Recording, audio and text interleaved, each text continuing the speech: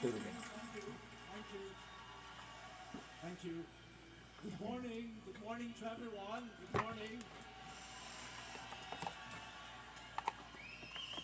First of all, I would like to bring to all of you warm greetings from the Philippines.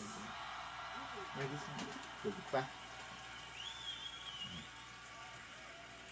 Wow.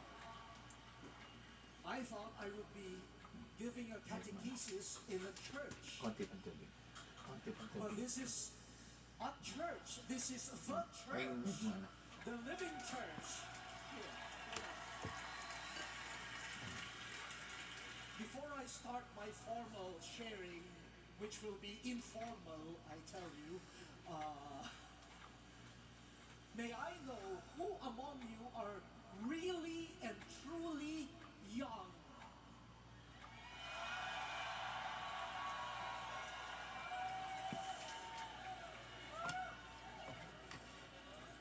Okay. And who among you are pretending to be young?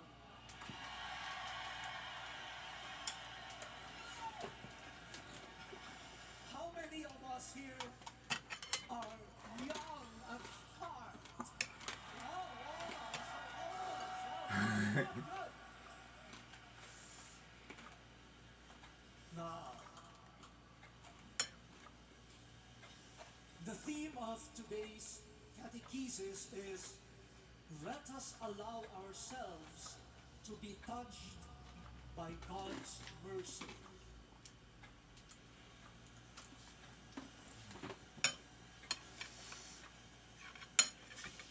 And I would like to start by asking the Lord, Lord, open my lips.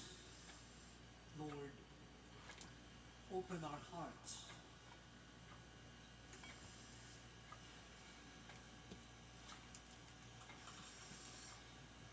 From the Gospel according to St. Luke, the 15th chapter, verses 1 to 10. The tax collectors and sinners were all drawing near to listen to Jesus. But the Pharisees and scribes began to complain, saying, "This man welcomes sinners and eats with them." So to them he addressed this parable. What man among you, having 100 sheep, and losing one of them, would not leave the 99 in the desert and go after the lost one until he finds it? And when he does find it, he sets it on his shoulders with great joy. And upon his arrival home, he calls together his friends and neighbors and says to them, "Rejoice with me, because I have found my lost sheep." I tell you, in just the same way, there will be more joy in heaven over one sinner who repents than over 99 righteous people who have no need of repentance. Or what woman, having 10 coins and losing one, would not light a lamp and sweep the house, searching carefully until she finds it? And when she does find it, she calls together her friends and neighbors and says to them, "Rejoice with me, because I have found the lost coin." In just the same way, I tell you, there will be rejoicing among the angels of God over one sinner who repents. O Lord, open my lips. O Lord, open our hearts.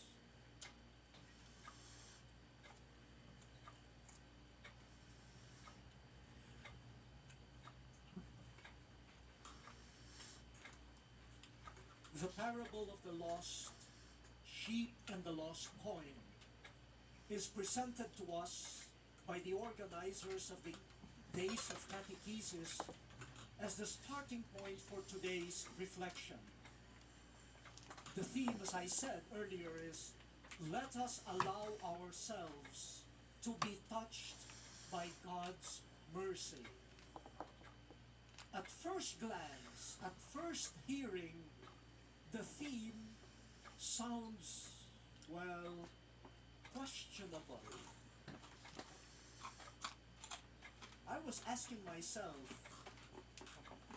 if you are the lost sheep, if you are the lost coin, would you not welcome someone who wants to take you home? Why do we need a topic like this? Let us open ourselves. Let us allow ourselves to be touched by God's mercy. Can we not just presume that everyone here is open enough to be touched by God's mercy? On second thought, and upon looking at my own experience, I have to say we need this topic because we often do not allow God to touch us.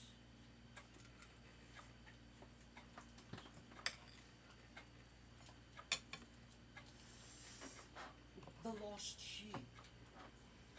Why will a sheep get lost?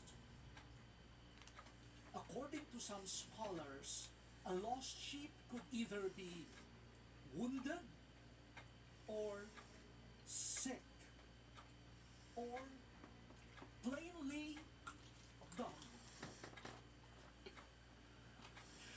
The 99 are going that way, you go this way. Oh, well, you are dumb.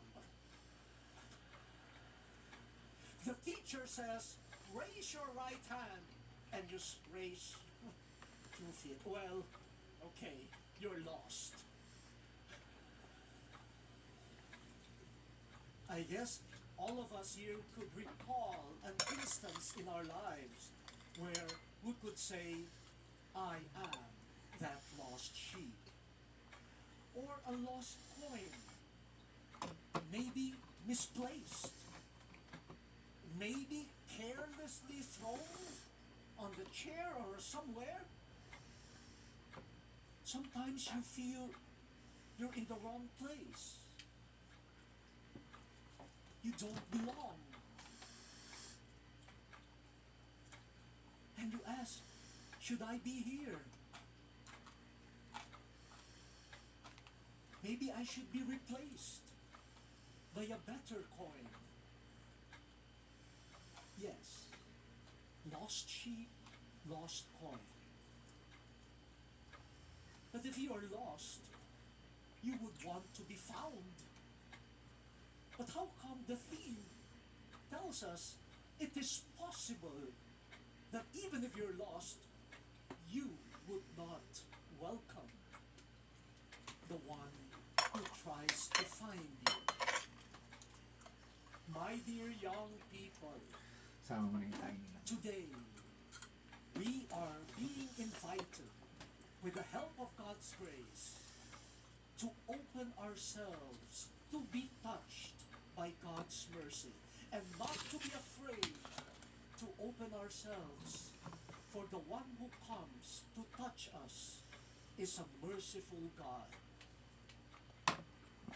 But let us reflect on what are the possible causes of the closing of our hearts.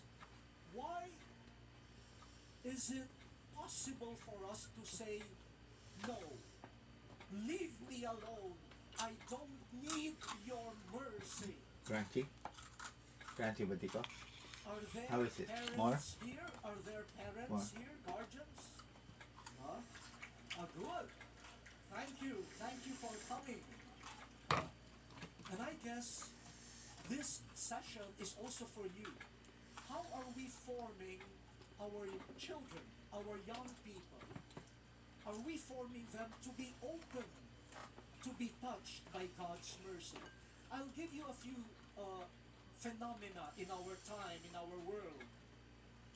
Nowadays, everyone wants to be successful. Success is the goal of life. Gusto mo big You crunchy. need to be an achiever. Ayan. And the more you achieve, Big your talaga yun. self-worth goes higher. In fact, even in church, my being a cardinal, some people say to me, wow, you have achieved so much. Everything is measured according to achievement, success. When I was newly ordained as a deacon, and I would go to some village chapels in the Philippines, nobody wanted to come with me. Nobody. No altar server, no choir member, no. You are just a deacon. So go by yourself. And I got ordained a priest. And so many volunteers among the altar boys. Father, may I serve at your mass? And then so many not so young and some young people said, we will sing at your mass. Of course they want to be with Father. And they also will enjoy the lunch or snack that is given to Father.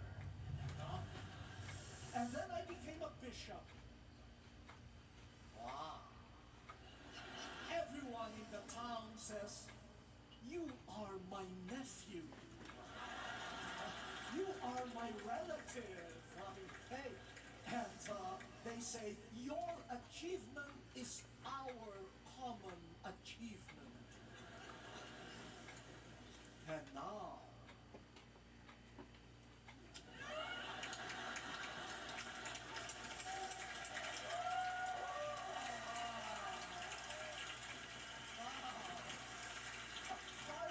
a cardinal.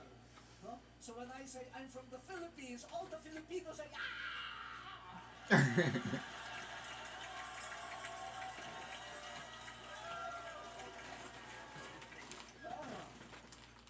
Everyone says, I know him. Just yesterday said, oh, Eminence. So I said, yes. Oh, I said, oh, are you enjoying? He said, yes, of course I am. And then he said, how is Korea?